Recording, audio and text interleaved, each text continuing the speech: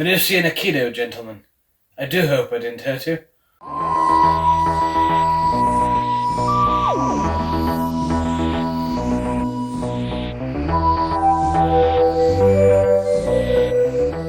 Jon Pertwee's era of Doctor Who is a really interesting one, and something that has never been tried before or since.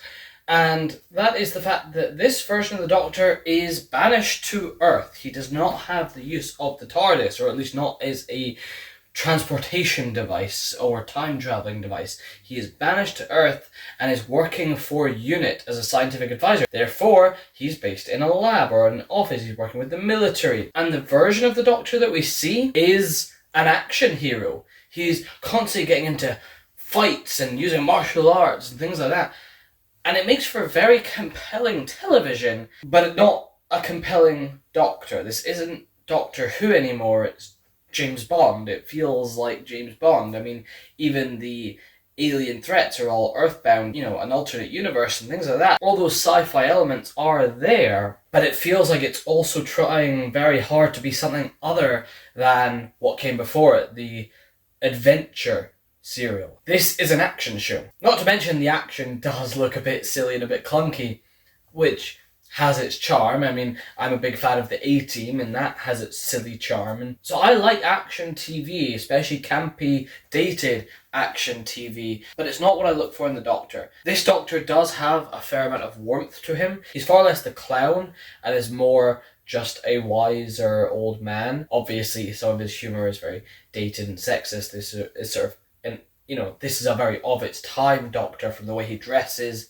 to the way he acts and things like that. But it's also nice that we get sort of recurring characters in a sort of recurring familiar setting at UNIT, working with the Brigadier. Jon Pertwee is a very compelling leading man. Never felt like the Doctor to me, at least not while he was taekwondoing his way through baddies.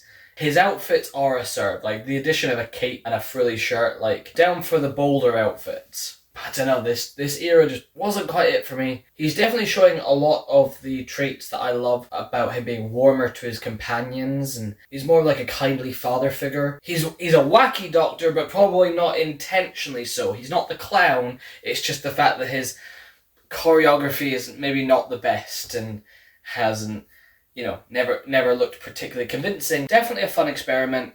Interesting to see him earthbound, driving around in Bessie and everything like that. He does have a sort of fun, fatherly feel to him. As for ranking, I think it's fair to say that this didn't really work for me. However, I am going to rank Pertwee above William Hartnell, but definitely below Patrick Troughton. Troughton, so far, is the quintessential Doctor.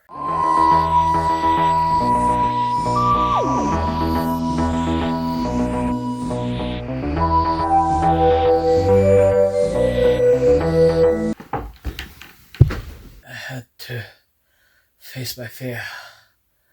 A tear, Sarah Jane. Don't cry.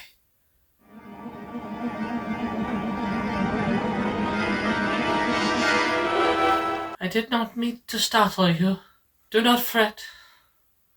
The Doctor is not dead. His body has been devastated by the Metabolus crystals, but you forget. He is a Time Lord. He will regenerate. I will just give the process a little push.